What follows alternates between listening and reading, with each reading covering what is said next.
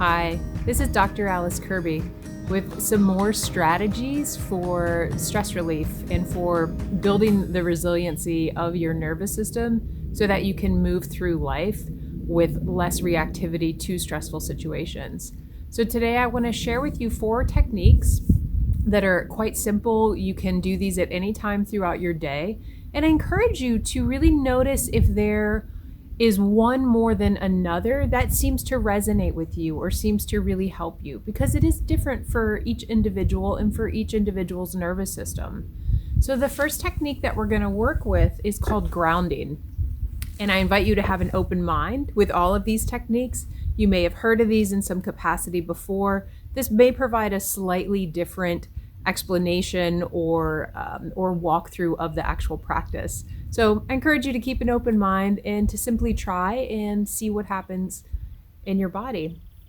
And so before we begin, go ahead and just take stock of what's happening in your internal world. Notice if you feel like you're moving fast inside, or if you feel like you're moving slowly inside. Notice if there are any impulses to move or to do a different activity. Just notice whatever is there without judgment, without needing to change. And so our first practice we'll go into is called grounding. And so I want you, wherever you are, to find a comfortable seated position where you can feel your feet on the floor. And if you need to adjust, please go ahead and do so. I'll do a little adjustment with you. And then let's start with feeling your bottom on the surface of which you're sitting. So feeling the support of the chair. If there's a back to your chair, you can feel that support as well. And allow yourself to simply be supported. And then bring your attention to your feet on the ground. Notice the connection of your feet to the ground and of the ground to your feet.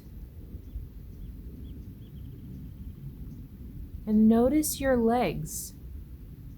Is there a sense of heaviness or of weightedness?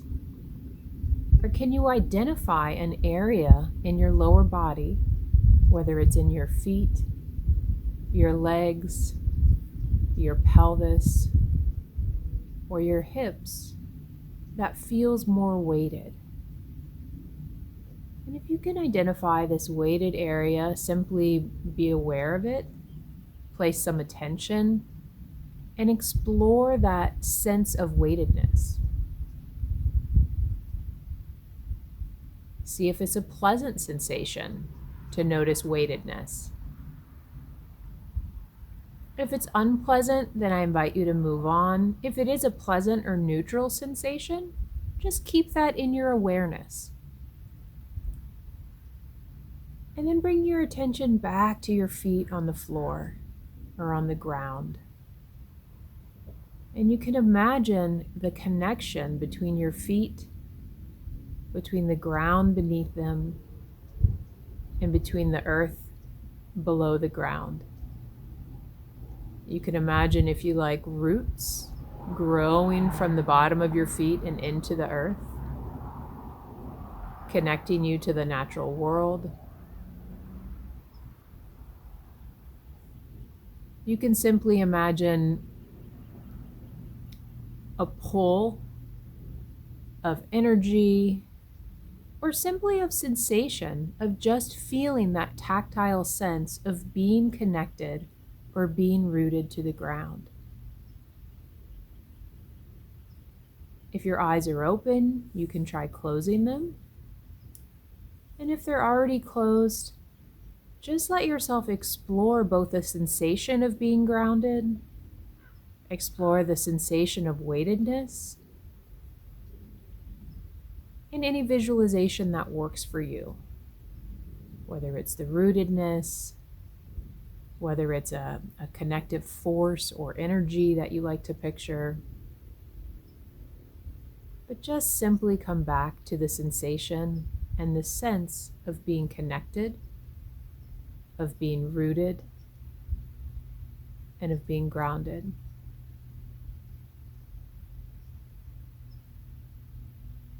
Return your attention to your seat in the chair.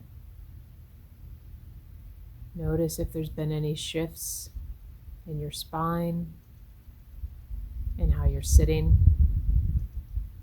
Notice again that support underneath you and what it's like to be supported.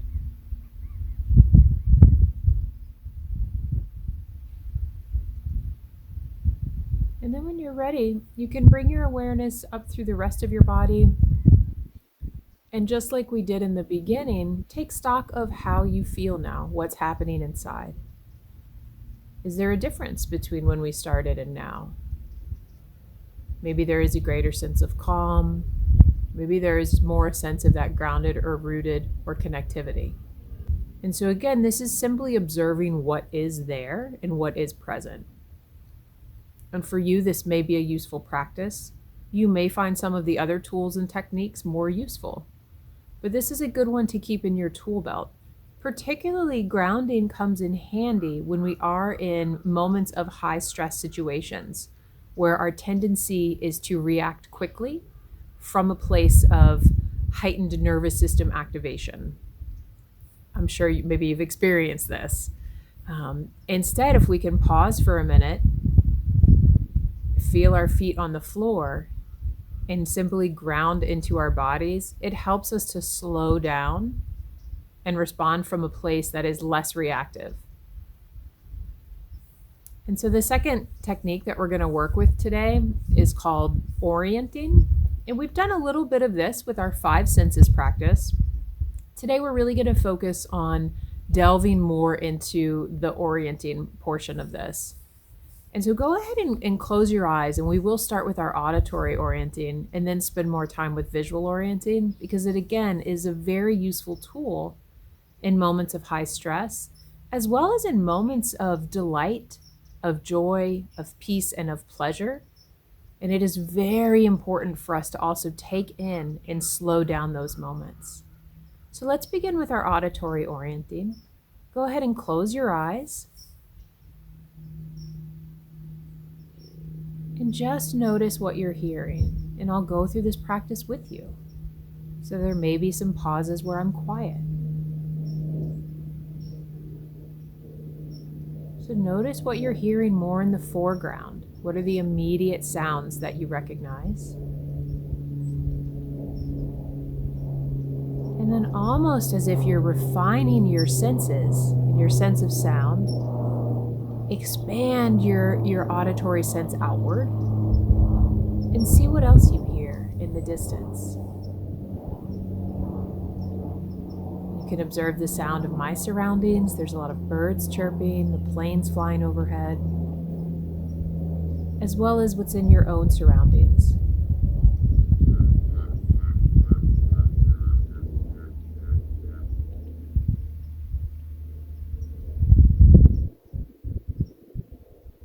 Just observing, just orienting to your environment through your ears. And then when you're ready, go ahead and open your eyes, and we'll go through the process of visually orienting. Our visual sense is the most powerful that we have as humans. So it enables us to take in a lot of information at once. This can be overwhelming sometimes, which is why then it is good to go back and use an auditory orienting practice. If you feel overwhelmed with too much visual input in any given moment, if you are in a stressful situation, if you're in a situation where something has just happened and it feels like there's a lot going on, if it's safe to close your eyes and orient through your ears, you can always use that as a tool. But for our visual orienting, I'm going to invite you to just let your eyes wander the environment. I'll do this with you as well. Let your eyes be drawn to whatever they're naturally drawn to. Notice if they linger on any place in particular. And look with a soft gaze, almost as if your eye sockets, your eyes are sinking back into the sockets.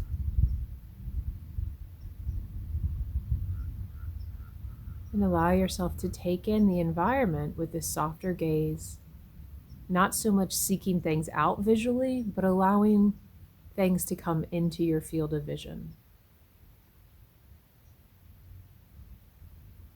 Again, pausing on anything that is pleasing to your eyes.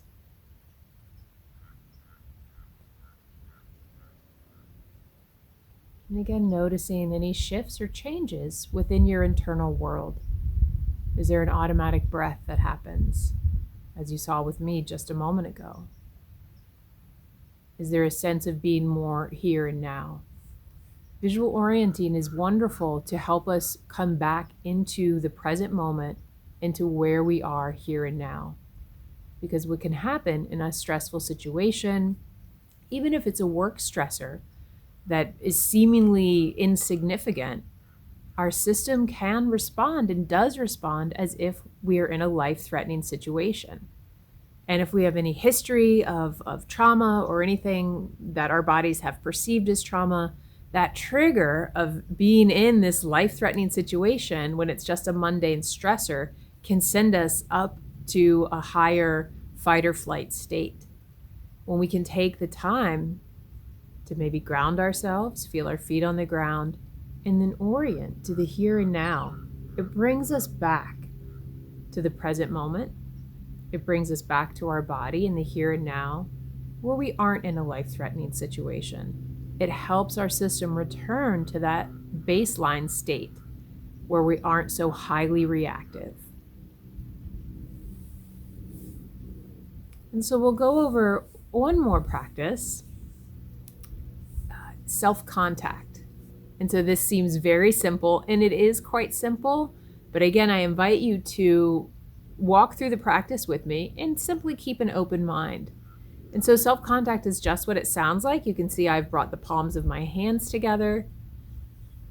You can just notice, again, we're working with sensations of how it feels to touch one hand to the other. How does it feel? Is there a position your hands are naturally drawn to together?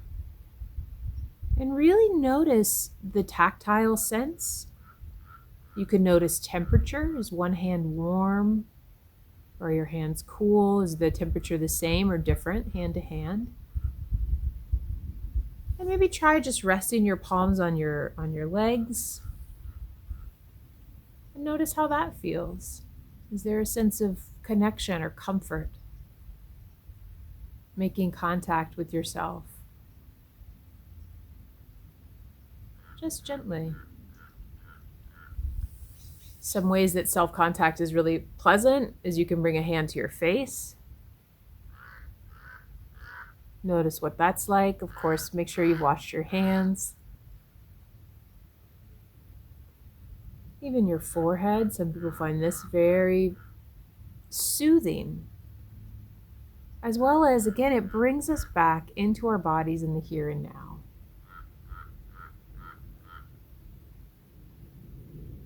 So see if you can find